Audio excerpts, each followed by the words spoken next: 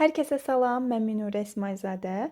Kanalımın ilk videosu ilə qarşınızdayam. Bu kanalı yaratmaqda əsas məqsədim riyaziyyatı sıfırdan öyrənmək istəyənlər üçün dərsləri ən sadə və anlaşılıqlı formada hazırlayıb paylaşmaqdır. Buna görə də ilk video üçün başlanğıc mövzu olaraq natural ədədlər və onlar üzərində əməllər mövzusunu seçdim. Dərsə başlamadan öncə sizə iki kiçik tövsiyəm olacaq. Birinci tövsiyəm ondan ibarətdir ki, riyaziyyatda tərifləri əzbərləməyə yox, məntiqini başa düşməyə çalışasınız. Yəni, məntiqini başa düşmədiyiniz heç bir tərif sizə misal həll etməyə kömək etməyəcək. İkinci tövsiyəm isə ondan ibarətdir ki, hesablayıcı, yəni kalkulyator istifadə etməyəsiniz. Ümumiyyətlə, istər məktəb dərslikləri, istər qəbul imtahanı, istər sınaq imtahanında istifadə olunan suallar o şəkildə qoyulur ki, onların həlli zamanı kalkulyatora ehtiyac olmur. Yəni, hesablama düzgün şəkildə aparıldığı zaman orada kalkulyatora ehtiyac olmadan çox asan bir şəkildə nəticə tapmaq mümkündür. Hesablayıcı istifadə etmədiyimiz zaman özümüzün hesablama qabiliyyətimiz inkişaf edir və bu bizdə imtahanda vaxt itkisinin qarşısını almağa kömək edir. Gəlin çox vaxt itirmədən dərsimizə başlayaq. Natural ədədlər bizim say zamanı istifadə etdiyimiz ədədlərdir. Ən sadə şəkildə belə deyə bilərik ki, əşyaları sayan zaman istifadə etdiyimiz ədədlər natural ədədlərdir. N hərfi ilə işarə olunur. Ən kiçik natural ədəd 1-dir. 1, 2, 3, 4, 5 və bu çoxluq sonsuzluğa qədər uzanır. Natural ədədlər rəqəmlər vasitəsilə düzəlir. Bəs rəqəmlər hansılardır? 1, 2, 3, 4, 5, 6, 7, 8, 9 və 0. 10 dənə cəmi rəqəmlər var. Bütün ədədlər rəqəmlər vasitəsilə düzəlir. Məsəl üçün, ondan böyük hər hansısa bir ədədə baxsaq, 36 ədədi 3 və 6 rəqəminin köməkliyi ilə düzəlir. 1000 üzərində hər hansı bir ədədə baxsaq, 1500 ədədi 1, 5 və sıfırların köməyi ilə düzəlir. Belə ki, bütün ədədlər rəqəmlər vasitəsilə düzəlir. 10 dənə rəqəm var.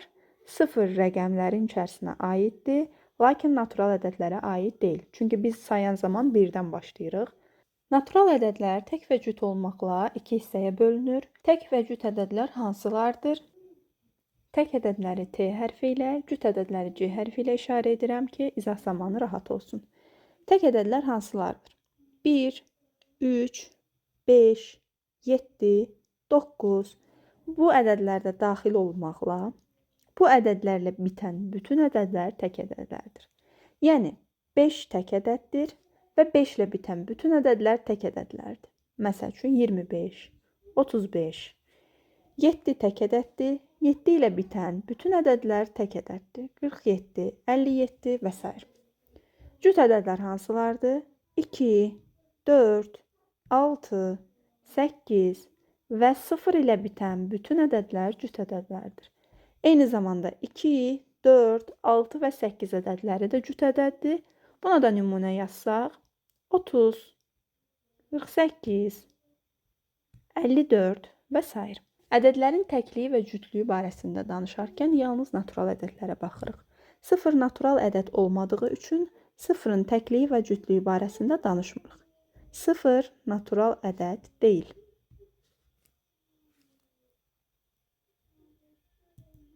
Natural ədədlərin bölünmə əlamətləri. Ümumiyyətlə, bölünmə əlamətləri sadə vuruqlara ayrılma, əbov və əköbun tapılması zamanı çox istifadə olunur. Sadə vuruqlara ayrılma, əbov və əköbu tapmaq gələn videomuzun mövzusudur. Orada ətraflı şəkildə bunun haqqında danışacağıq. İndi isə bölünmə əlamətləri haqqında danışaq. Ədədlərin 2, 3, 4, 5, 6, 8 və 9-a bölünmə əlamətləri. 7-yə bölünmə əlamətini öyrənməyə ehtiyac yoxdur. Çünki 7-yə bölünmə əlaməti o qədər qəlizdir ki, ədədi 7-yə bölüb cavabı tapsam daha tez nəticə əldə edərəm, nəinki o qaydanı tətbiq etsəm. Keçək indi bölünmə əlamətlərinə. 2-yə hansı ədədlər bölünür? Bütün cüt ədədlər 2-yə qalıqsız bölünür. Cüt ədədlər hansılarıdır demişdik? 2, 4, 6, 8 və 0 ilə bitən ədədlər cüt ədədlərdir. Və bütün cüt ədədlər 2-yə qalıqsız bölünür. 2-yə bölünmə əlaməti bu qədər sadə.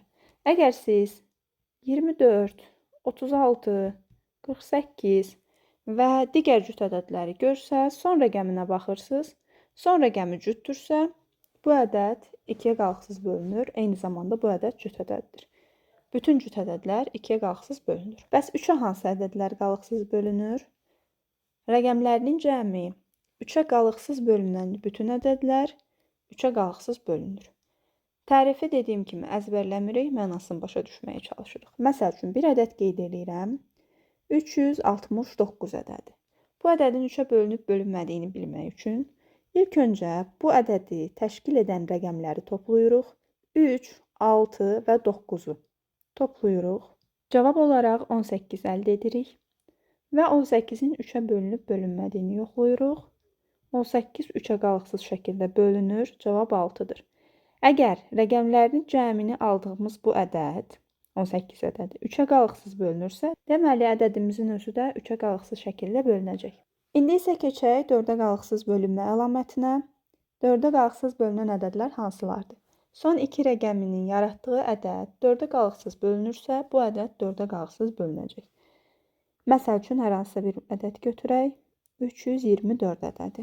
Son 2 rəqəmin yaratdığı ədədə baxırıq, 24 ədədi və bu ədədi 4-ə bölürük. 4-ə bölünən zaman 6 düşür və heç bir qalıq qalmır. Bu o deməkdir ki, ədədimizin özü də 4-ə qalıqsız bölünəcək. 5-ə qalıqsız bölünən ədədlər hansılardır? Bu çox rahatdır. Sonu 0 və 5 ilə bitən bütün ədədlər 5-ə qalıqsız bölünür. 15, 35, 50... Sonu 0 və 5 gördüksə, bu o deməkdir ki, həmin ədəd 5-ə qalıqsız şəkildə bölünür. 6-ya qalıqsız bölünən ədədlər.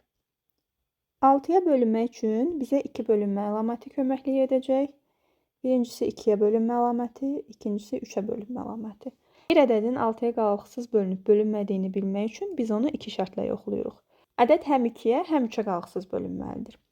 Belə ki, 2-yə bölünmə əlaməti hansı idi? Bütün cüt ədədlər. Yəni sonu 0, 2, 4, 6 və 8 ilə bitən ədədlər. 3-ə bölünmə hansı idi? Rəqəmlərin cəmini toplayırdıq. Əgər həmin ədəd 3-ə bölünürsə, bu ədədlər 3-ə bölünür deməkdir. Hər iki şərti ödəyən bütün ədədlər 6-ya qalıqsız bölünür. Yəni ki, ədəd mütləq cüt olmalıdır. Məsəl üçün, hər hansısa bir tək ədəd yazıram, 37. Birinci bunun cütlüyünü yoxlayırıq. Əgər ədəd təkdirsə, deməli, bu 6-ya qalıqsız bölünməyəcək. Artıq 3-ə bölünməsini yoxlamağa ehtiyac yoxdur. Ədəd eyni zamanda cüt olmalı və eyni zamanda 3-ə qalıqsız bölünməlidir. Başqa bir ədəd yoxlayaq. Məsəl üçün, 108 ədədi. İlk öncə bunun cütlüyünü yoxlayırıq, yəni 2-yə bölünüb bölünmədiyini. Sonu 8 ilə bitdiyi üçün ədəd cüt ədəddir. Yəni, birinci şərtimiz ödəndi. İkinci şərtimiz nədir? Ədəd 3-ə qalıqsız bölünməlidir. Bunu necə yoxlayırdıq? Rəqəmlərini toplayırıq, yəni 1, 0 və 8-i topladığımız zaman alınan ədəd, yəni 9. 3-ə qalıqsız bölünürsə, bu ədəd 3-ə bölünür deməkdir.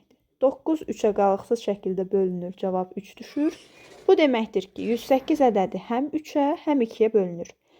Həm 3-ə, həm 2-yə bölünürsə, deməli 6-ya da qalıqsız bölünəcək. 8-ə bölünmə əlaməti. 8-ə bölünən ədədlər son 3 rəqəminin yaratdığı ədəd 8-ə qalıqsız bölünürsə, bu ədəd 8-ə qalıqsız bölünür.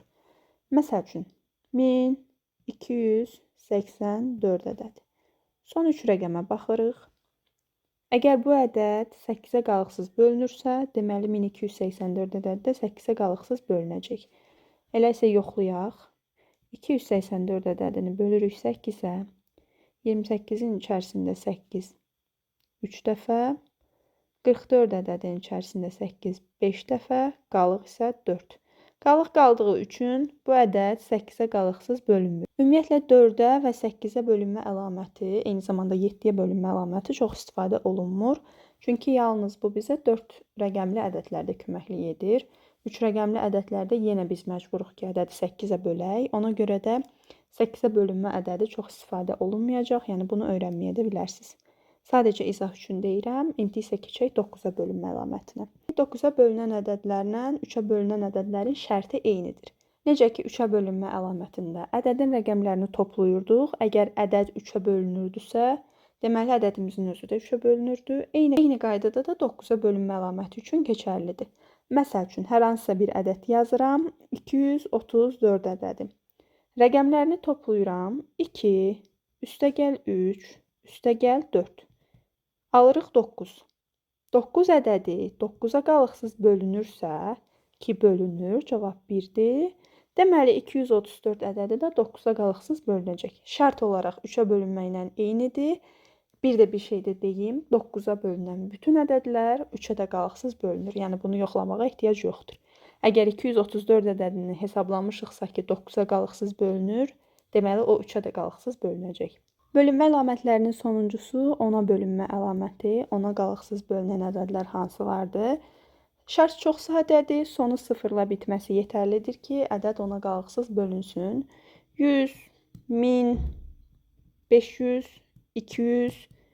İstənilən ədədin sonunu sıfır olaraq görürüksə, bu deməkdir ki, bu ədəd 10-a qalıqsız şəkildə bölünəcək.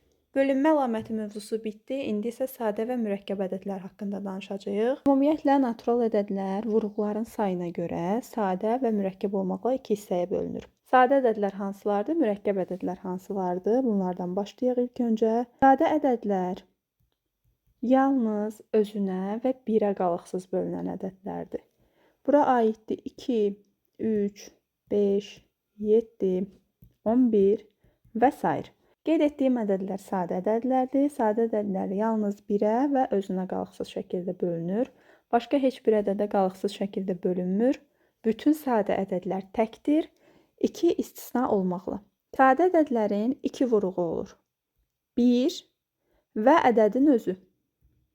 Yəni qeyd etdiyim ədədlər yalnız 1-ə və özünə qalıqsız şəkildə bölünür. Başqa heç bir ədədə qalıqsız bölünmür. Bütün sadə ədədlər təkdir, 2 istisna olmaqla. 2 ədədi cüt ədəddir, amma sadədir. Yerdə qalan bütün sadə ədədlər tək ədədlərdir. Mürəkkəb ədədlər hansılardır? 2-dən çox vuruğu olan ədədlər mürəkkəb ədədlər hesab olunur. Məsəl üçün 4 ədədi 1-ə, 2-yə və 4-ə qalıqsız bölünür. Sadə ədədin şərti nə idi? 1-ə və özünə bölünmək. Burada əlavə olaraq 2-yə də qalıqsız bölündüyü üçün 4 mürəkkəb ədəd hesab olunur. Mürəkkəb ədədlər həm tək, həm cüt ola bilər. Məsəl üçün 4, 8, 15. 15 baxmayaraq ki, təkdir, amma mürəkkəb ədəddir. Çünki həm 3-ə, həm 5-ə, həm 15-ə, həm 1-ə qalıqsız şəkildə bölünür. 1-dən və özündən əlavə 2 vurğu olduğu üçün 15 mürəkkəb ədəd hesab olunur. Son olaraq onu da qeyd edim ki, bir ədədi nə sadə, nə mürəkkəbdir. Ədədin sadə ədəd olması üçün şərtimiz nə idi? 1-ə və ədədin özünə bölünməli idi. Biz 1-i nə sadə, nə mürəkkəb ədəd kimi hesab edə bilmirik. Çünki yalnız bir vuruğa özünə bölünə bilir. O baxımdan 1 nə sadə, nə mürəkkəb hesab olunur. Beləliklə, bugünkü videomuzun sonuna gəldik. Bugün natural ədədlər, tək və cüt ədədlər, bölünmə əlamətləri, sadə və mürəkkəb ədədləri öyrəndik. Gələcək videomuzun mövzusu isə sadə vuruqlara ayrılma, əbob və əkobun tapılması olacaq. Ümid edirəm ki, videom sizin üçün faydalı, izahım sizin üçün aydın oldu. Bu mənim ilk videomdur, ona görə də həyəcanımı görməzdən gəlsəniz sevinərəm. İzlədiyiniz üçün təşəkkürlər. Əgər videomu sona qədər izləmişsinizsə, rəylərdə fikirlərinizi bölüşsəniz mənim üçün çox xoş olar. İzlədiyiniz üçün təşəkkürlər.